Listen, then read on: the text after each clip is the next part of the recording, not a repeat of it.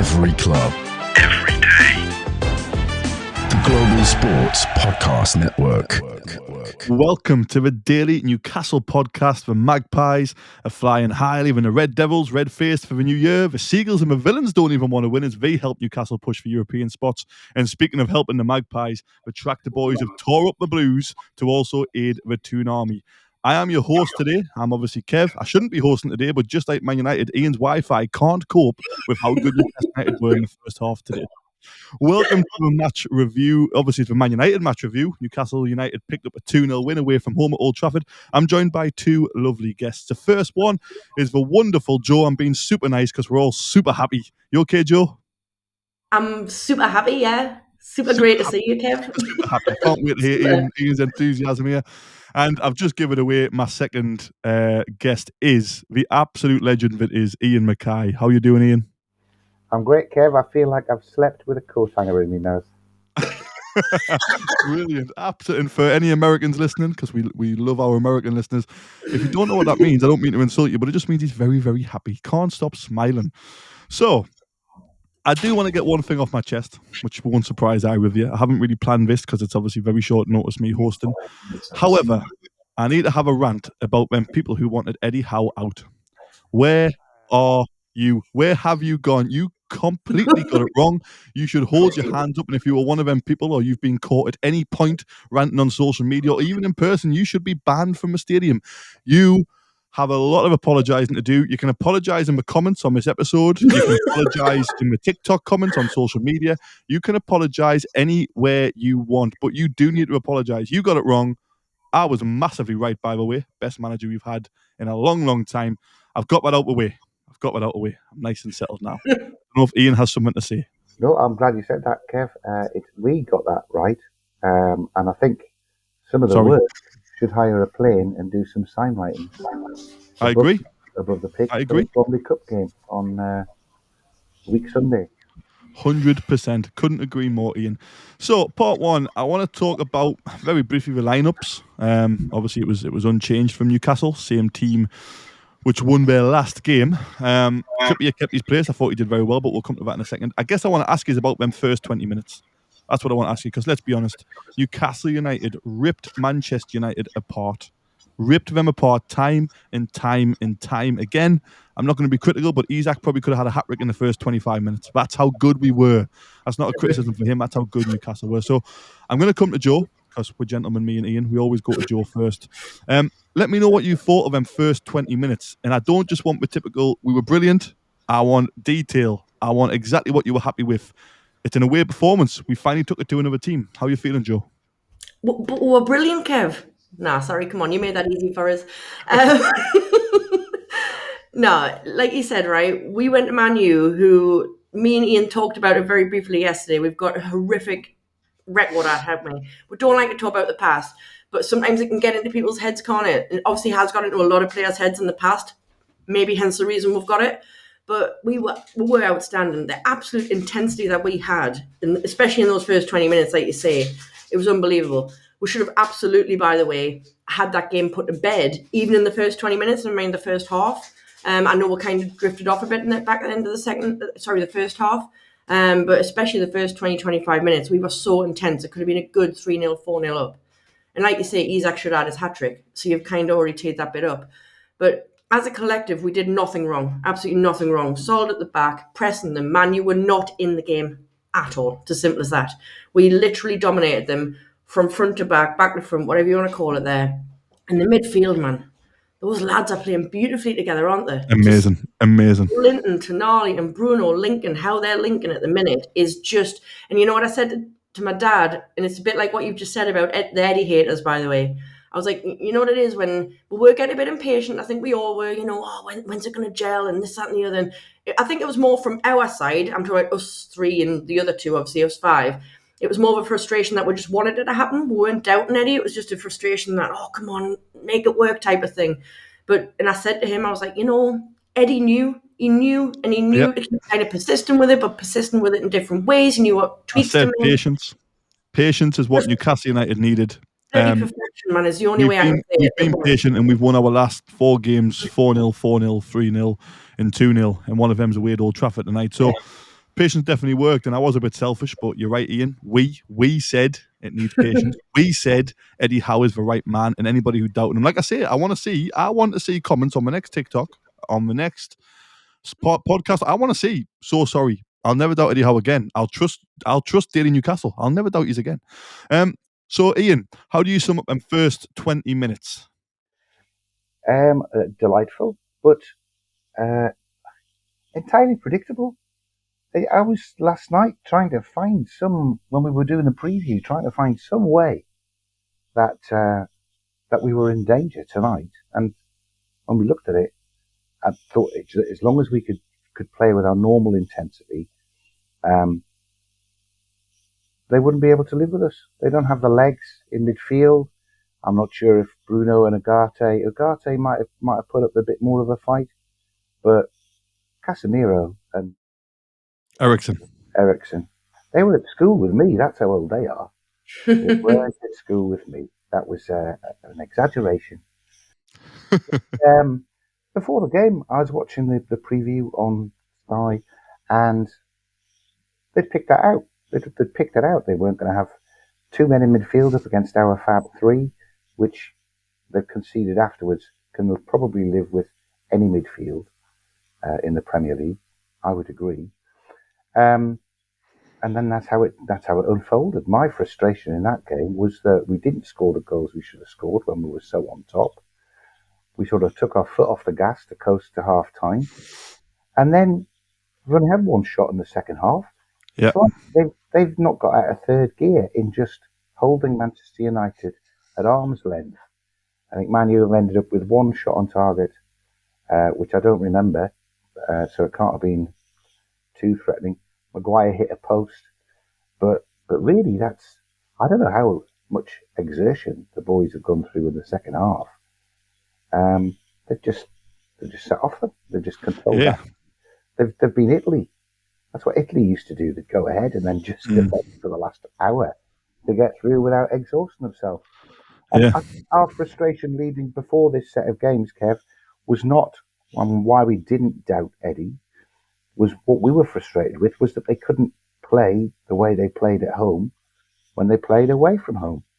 And they've certainly, after the clear the air talks that there were after that terrible second half against Brentford, they certainly have booked their ideas up and changed their attitude, because there's no drop off in intensity in the game either at Ipswich. And Ipswich tonight have beaten Chelsea 2-0.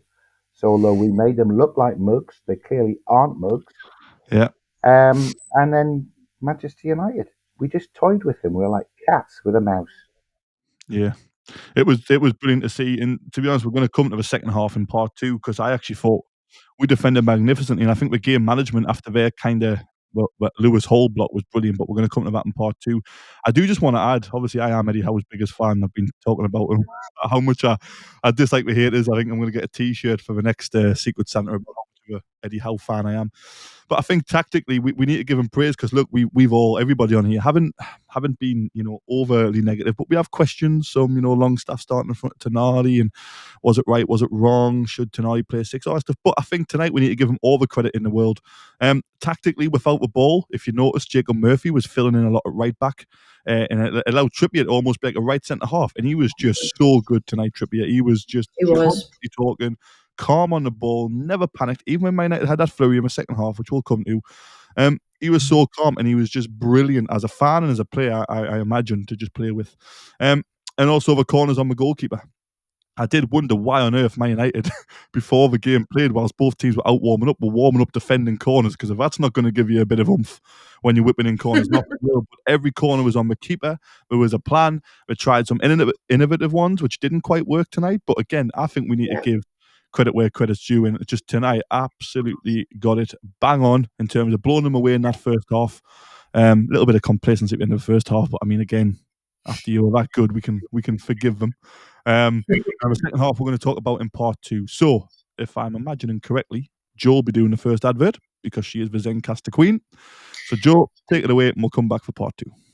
I've been practicing as well ever since I screwed it up. Been practicing so I can be be the queen again. So Pressure. anyway, Do not mess us up. Here at Global Sports Podcast Network, we spent a lot of time selecting our delivery platform. Zencastr came out a clear winner, with 4K video recording from your phone in AI editing that automatically removes all those ums and ahs. It's super easy to start a podcast that sounds great and is delivered efficiently. If you're ready to tell your story, check out the link in the show description to learn more about Zencastr. She's back. The return to form from the Ginger Ninja. She is back. Just like Newcastle United, we are officially back, gentlemen. And ladies, sorry. Part two. Part two. So the second half was a very different half. Now, of course, I think most sensible fans are going to start calling us because there is some very non-sensible fans out there. I'll keep it polite. We did expect a reaction from Man United. We obviously broke Manu 1 halfway through the first half for Xerxes. That made a slight difference, I felt. I'll let Iain talk about that because he put it in the group chat, so I'll just come back to the first half slightly. But I really want to talk about how outstanding we were defending-wise, and I think Iain hit the nail on the head in part one. It was a lot of game management. We didn't want to exert ourselves. We knew we were in control. I think it would have been very interesting. I'm glad we didn't, but it would have been very interesting if Man United got a goal back. I think we would have killed them again. I think it would have went up another 2 gears, got the third, and then, again, let's get ready for Spurs. We've got the cup midweek after that. We've just had lots of games, obviously, over the Christmas period.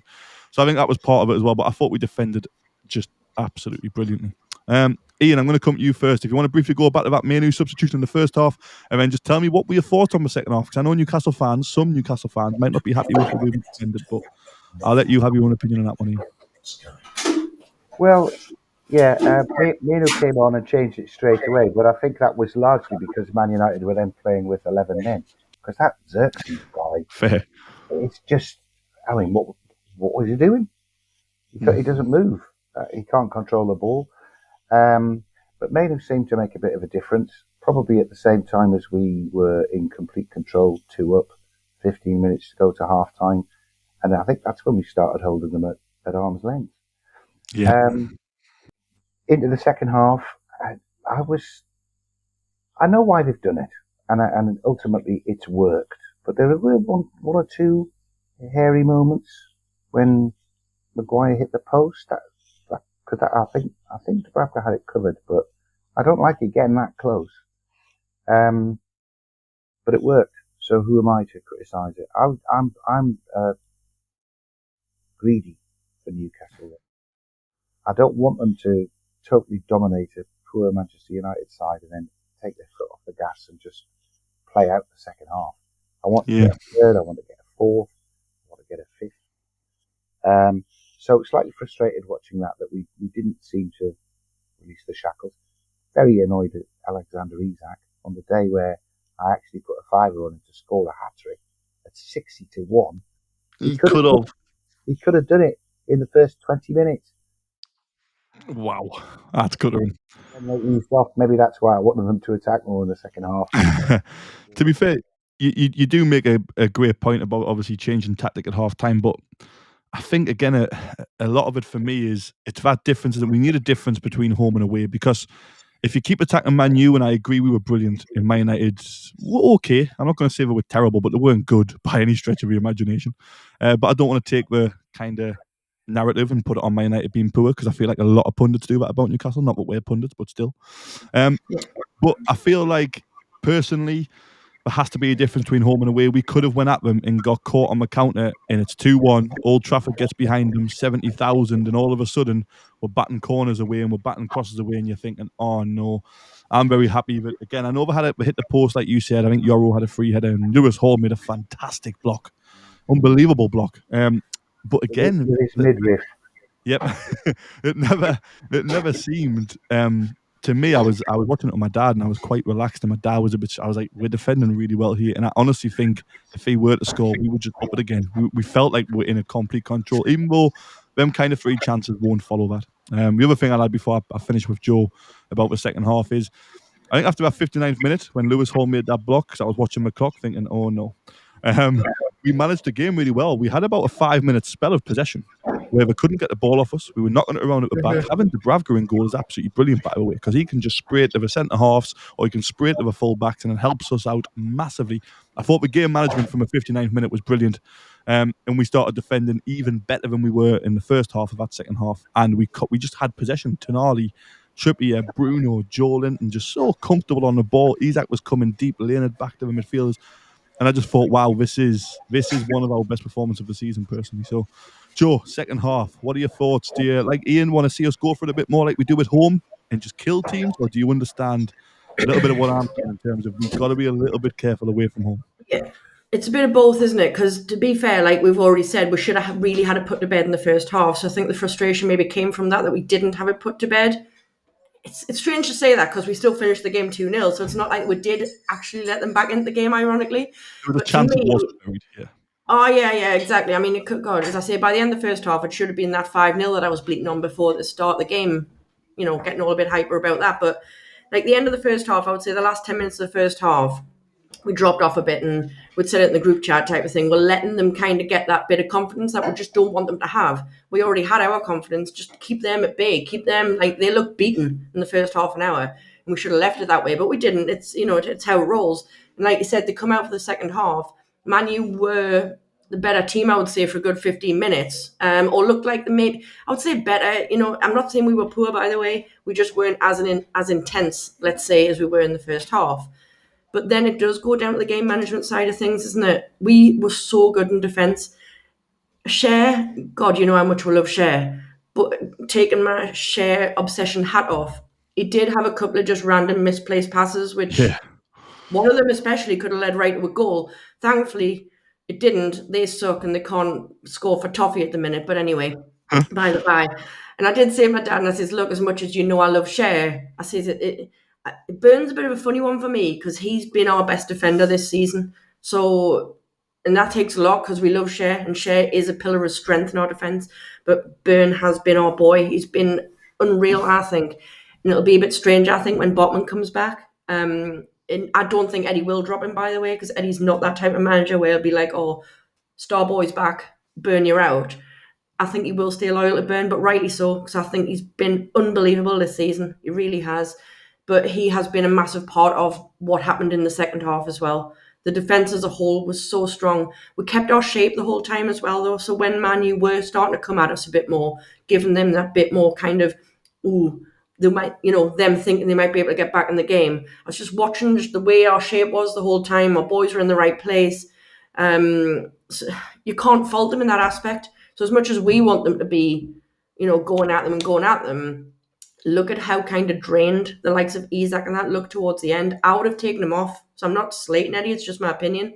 I would have had Isak off, give him a bit of a 10-minute rest at least. He looked absolutely whacked at the end of the game. He wasn't really doing anything. I was kind of just watching him. He was just lolling about, but he was knackered. Like, what do you expect from him at the same time? So I'm not saying he's done anything wrong. The guy's just knackered.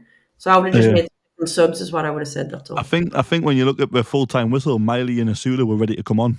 I can't remember the last time the ball went out of play or if it was an appropriate time to make a change. I will come back to Schär slightly. Yeah. Obviously, we're all a massive fan of Fabian Schär, but I agree that outside of a foot pass was very, very strange, wasn't it? So to say that could have cost us big time. I was not happy with that, but I thought weirdly for Schär defensively today, he won every one-on-one. He was very good in the air.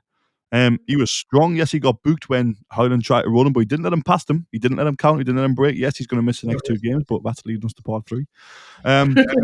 But yeah, like I say, I think defensively he was fantastic today. Yeah, a couple of misplaced passes. I think Joe Linton had one as well. But I mean, after that first half and then defending so well in the second half, it was just beautiful to see. I don't think they never got in behind us, did they? They never actually got around the byline. And a lot of them looking on top was them just passing the ball from side to side in front of us. Great point. And, Dubravka hasn't plucked any balls out of the air. He hasn't punched anything clear. Yeah. So, it's probably just disappointment that it's not us that's got the ball on the edge of their box. When we know that they could. We know that they could just, step it up and take it back up there and do it. So, 100%. If they have preserved their energy, because there was a quite quick turnaround, play again on Sunday, I think. Mm-hmm. Then fair play. Look, we had a game plan, and a lot of times this season Newcastle will have a game plan every game, of course they will. But early on in the season, we didn't really execute it, but still got results. And we started to execute a type of game plan, but we just weren't clinical, and we started losing some games. Now it seems like we've come together, which is obviously what every Newcastle fan wanted. We are performing well, and the game plan is working. We switched game plan today in the second half. We went a lot more defensive. I think personally, we were trying to conserve our energy for a quick turnaround to play the Spurs game, and then obviously we've had a lot of games previously as well. So I think that was a little bit of thinking in it, but we all know 2-0 leads can be dangerous. But we pulled it off, 2-0 win. Very, very happy with that. Part 3, we're going to talk. Oh, go on, Ian. My prediction last night was 2-0 Newcastle. Although to be fair, Joanne said, "Oh, I was going to have 2-0." Well, I'll have 2. Michael had 2-0 as well. I told you at the start, 3 of us. It was meant to be. 3 people went 2-0, so it was meant to be 2-0, not 3-0. There we go. That's one way to sum it up. Part 3, we're going to each pick one player from today, and we can't pick the same player in terms of who we are just so happy with. So have a think of that whilst Ian gives you our second advert very, very beautifully. Off you go, Ian. This podcast is part of the Global Sports Podcast Network, the only network bringing you exclusive daily news and views on your Premier League team, the Premier League, women's football and fantasy football. A unique listening experience that puts fans first, bringing you the very latest breaking news from your team. Subscribe wherever you get your podcasts and make us your first listen every day. Global Sports Podcast Network. Every club, every day.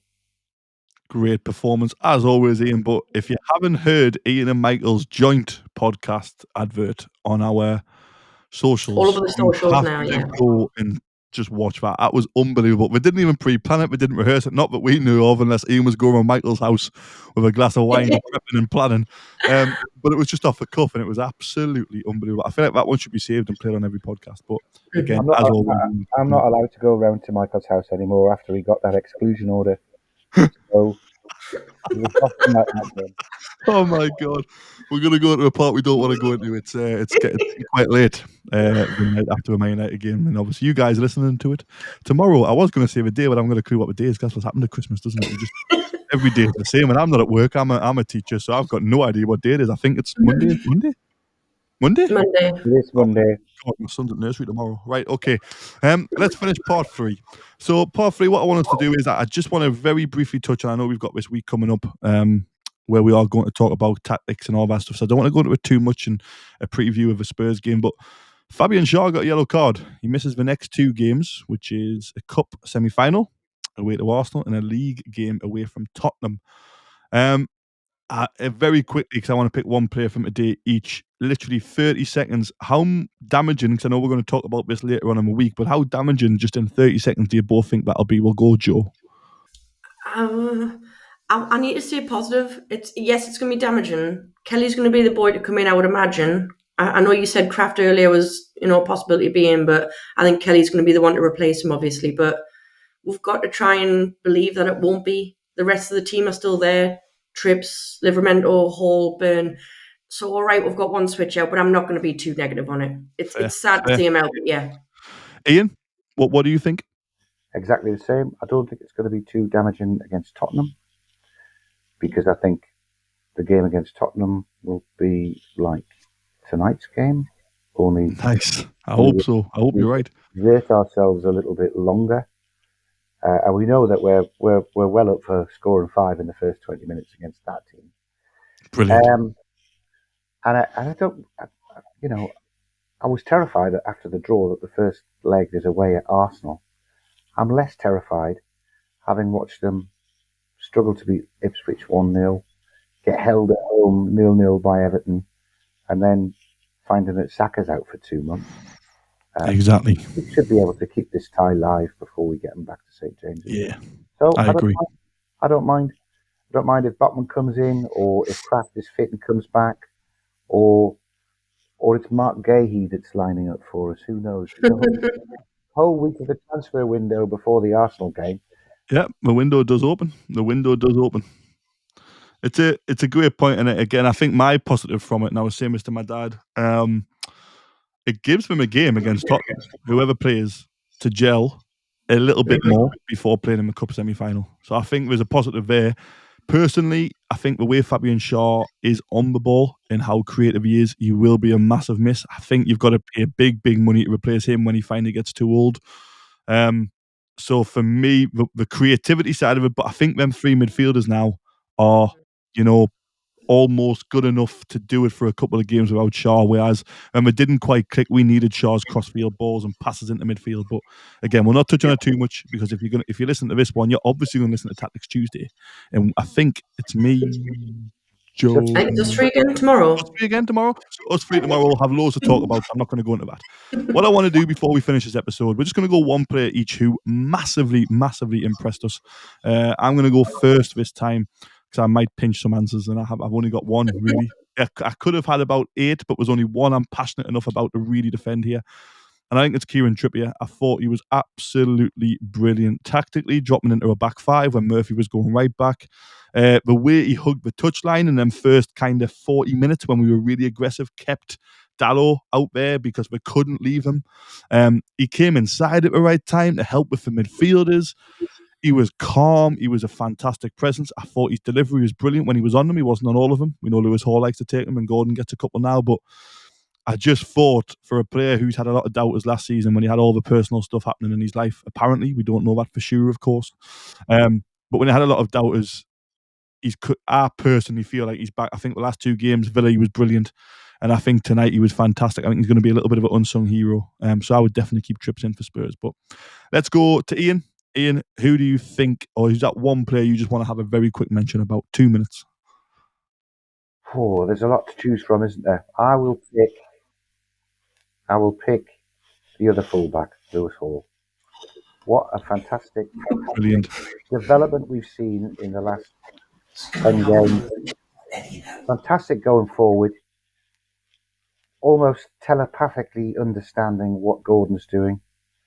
That little inside ball for Gordon to come off the line and him to nip up on the outside and receive it first time works every time. Brilliant, and we're on the attack.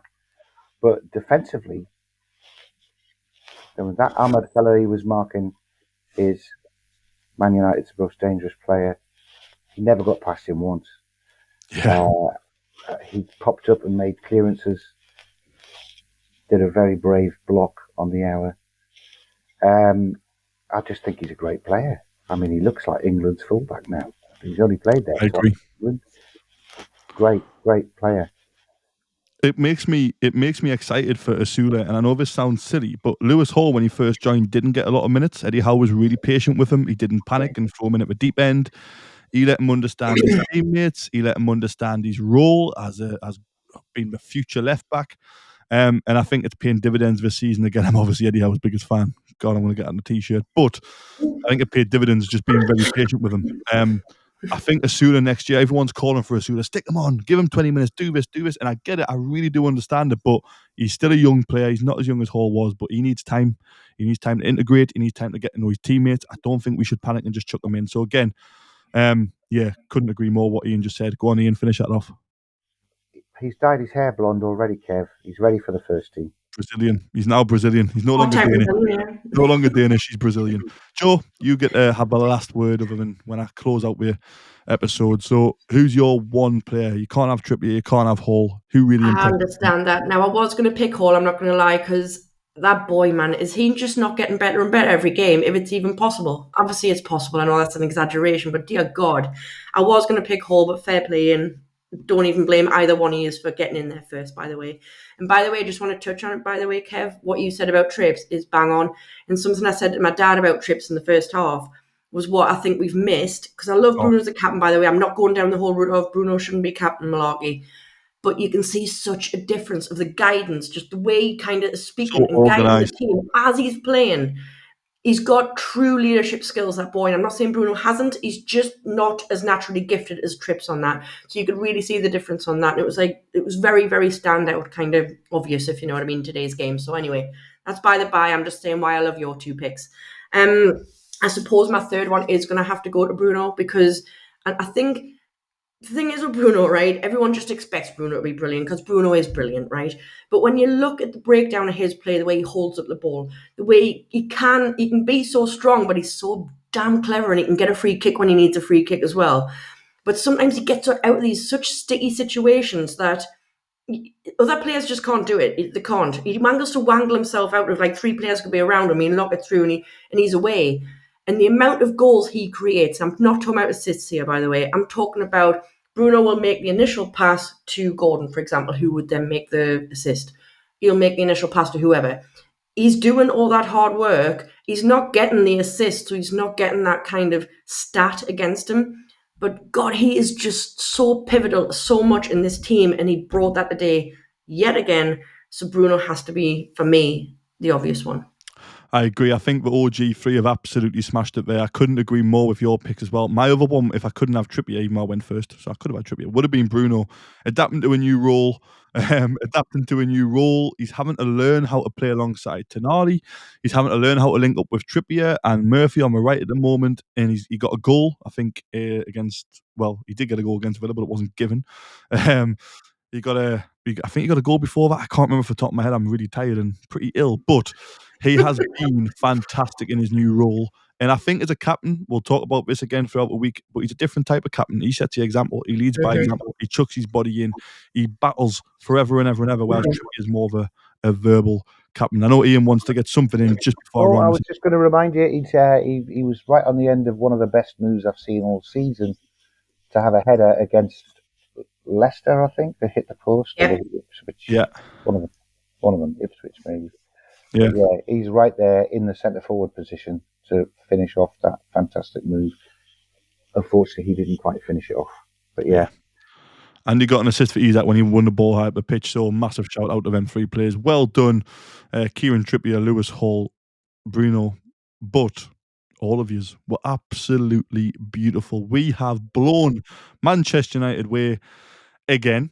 I will say again, because at home we've given them a couple of beatings. Anthony Gordon has.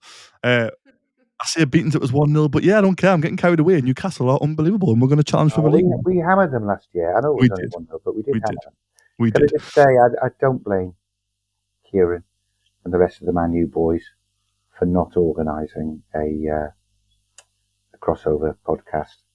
I mean, we would have been obnoxiously smug going into it. Oh, honestly, horribly coward and scared and worried. Yep. If Old Trafford isn't fallen down, we were a big bad wolf who blew it down. Oh my goodness, great performance. Thank you very much. We've spared them that anyway.